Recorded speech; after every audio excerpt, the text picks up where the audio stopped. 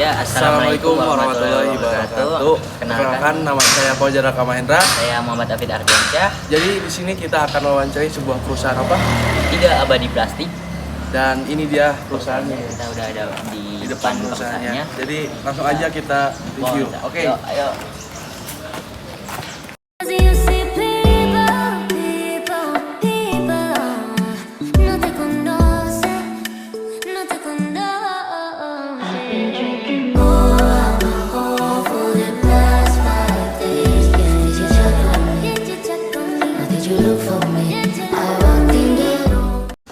Oke Kak, jadi sebelumnya kami dari UI mau mewawancarai sebuah perusahaan Bapak. Dan sebelumnya perkenalan dulu ya Pak, saya Fajar Raka Mahendra. Saya Muhammad Afid Ardiansyah. Boleh perkenalan dulu Pak? Ya, saya Bapak Sugiantara. Mungkin boleh diceritakan sedikit tentang nama dan sejarah pendirian perusahaan ini Pak. Oh iya, terima kasih. Sebelumnya kami dari PT3 Abadi Plastik mengucapkan terima kasih kepada adik-adik mahasiswa yang telah mempercayai kami untuk wawancara terkait dengan produksi organisasi dan lain sebagainya. PT3 Abadi Plastik ini berdiri tahun 2023, tepatnya 3 April sesuai dengan akte yang ada di PT 3 Abadi Plastik. Nanti kalau diperlukan makanya bisa di copy atau di tulisan nomor-nomornya.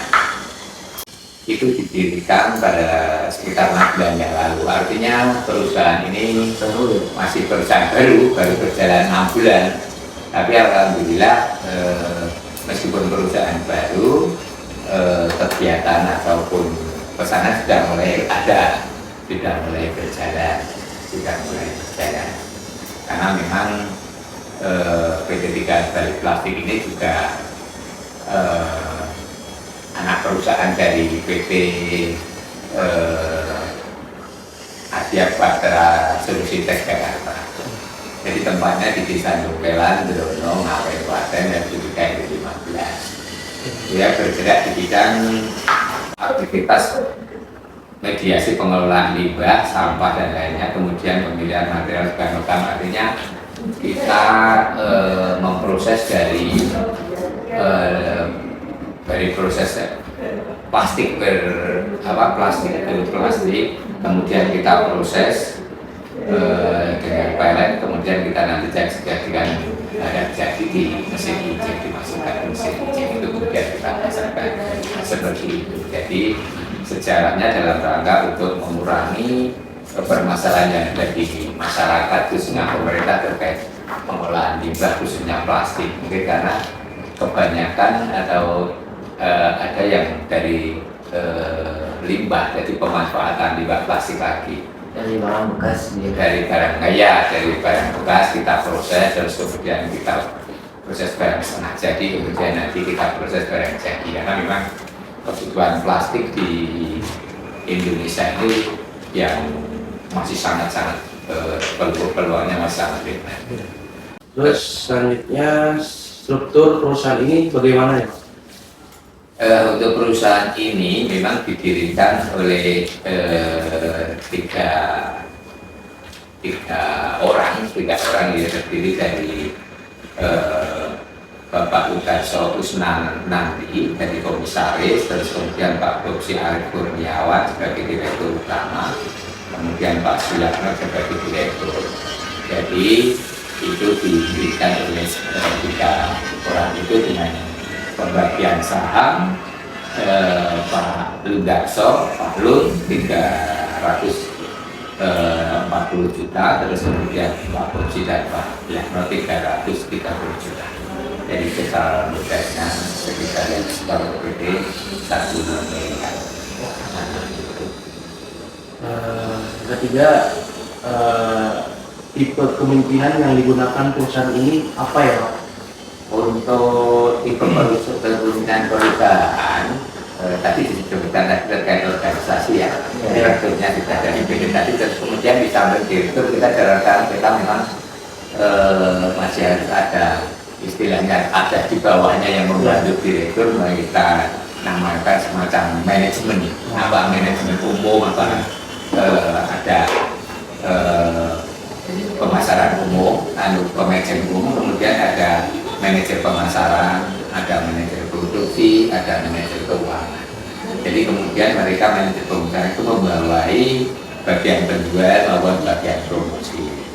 Jadi penjualan maupun karena terus kemudian bagian produksi membawai bagian pabrik maupun penelitian ataupun puisi setelah kita baik bahan baku atau bahan yang setelah diproduksi diteliti sejauh mana sesuai dengan spesifikasi yang diinginkan oleh customer. Tapi kami juga memberikan spesifikasi bahan baku yang di-store dan supplier kita, karena kita tidak bisa istilahnya belum mengambil bahan baku yang akan plastik bekas yang akan diolah itu, kita masih ada supplier, jadi kita harus seleksi dulu spesifikasi sesuai yang kita inginkan. Dari yang kita inginkan spesifikasinya tidak memenuhi apa yang kriteria yang kita terima, baru kita terima. Terus kemudian ada manajer keuangan yang membawai bagian administrasi maupun bagian keuangan seperti itu. Jadi pembagian tugasnya seperti itu nanti karena memang perusahaan itu kan diperlukan istilahnya untuk berkembang itu promosi ya, untuk mengenalkan brand, mengenalkan produknya itu dengan masyarakat, sehingga sangat diperlukan promosi maupun penjualan. Jadi kami memang saat ini belum produksi secara spesifik ya, karena baru istilahnya kali ngesuk dari pabrik-pabrik yang lebih besar dari kami, seperti itu. Untuk kayak kepemimpinan tadi ditanyakan, memang karena perusahaan kami masih baru berjalan sekitar 8 bulan, sekitar 6 bulan karena berdirinya baru April. Ya kayak kepemimpinannya ya apa ya, semacam pengarahan, memberikan pengarahan kepada karyawan-karyawan karena semua baru, pengalaman sama sekali belum ada. Baru sebagian yang sudah mulai pengalaman juga, mulai dari manajer keuangan, terus kemudian mulai dari baru ada yang teknis yang istilahnya yang baru pengalaman. Jadi memang kami harus memberikan apa istilahnya pengertian bagaimana tekniknya memproduksi, bagaimana tekniknya memilah bahan baku, bagaimana teknisnya seperti apa sesuai baku mutu, terus baku mutu sesuai spesifikasi. Nah, kita laksanakan setiap saat karena semua karyawannya saya baru, jadi baru semua. Mereka sama sekali belum tahu. Mereka yang kita rekrut karena dari warga sekitar, dari dalam rangka untuk mengembangkan ekonomi sekitar, pertumbuhan ekonomi masyarakat sekitar. Kami memprioritaskan warga sekitar. Jadi kita ajari, kita training, kita latih bagaimana memproses produksi, bagaimana mengenai bahan baku, pemilihan bahan baku, terus kemudian teknisnya dalam rangka menjalankan mesin seperti apa, karena memang semua baru. Nah, mungkin tipe komunikasi yang disampaikan kepada karyawan mungkin kayak atas ke bawah, horizontal, vertikal itu gimana Pak? Ya, kami dalam rangka memberikan komunikasi pengarahan kepada karyawan ya. Ketiga-tiganya kita laksanakan semua karena saling terkait, mulai dari proses produksi, kemudian bagian keuangan, terus bagian pemasaran, terus bagian karyawan-karyawan yang lain kan kita ada yang dari top down, terus kemudian horizontal maupun secara diagonal ya, diagonal itu saling terkait karena memang di dalam rangka untuk pelaksanaan itu semua harus terlibat, artinya harus tahu meskipun secara detail bagian-bagian tersendiri yang mengetahui secara detail, yang mengetahui secara rinci. Seperti kalau bagian keuangan ya masalah keuangan, akuntansi ya masalah, tapi terkait itu kan ada kaitannya semua.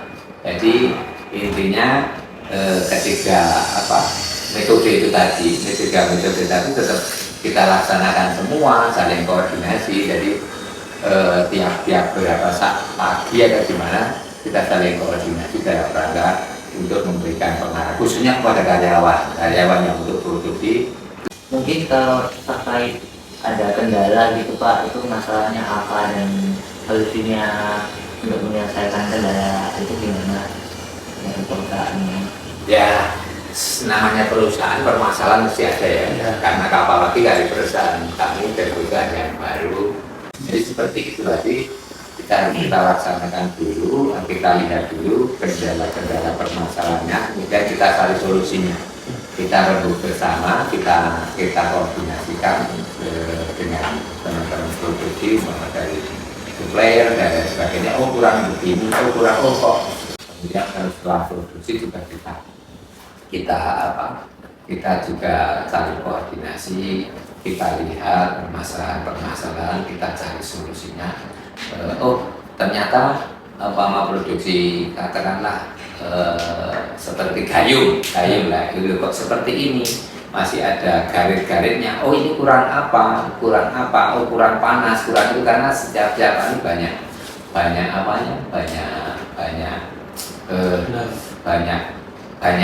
instrumen yang terjadi yang memenuhi itu. Contoh misal butuh panas, cari bahan baku dan lain sebagainya, dan seperti itu kita cari solusi supaya nanti bisa produksinya semaksimal. Nah, mungkin yang terakhir itu ada budaya khas dari perusahaan ini nggak Pak? Kalau gitu perusahaan ada budaya khas buat karyawannya?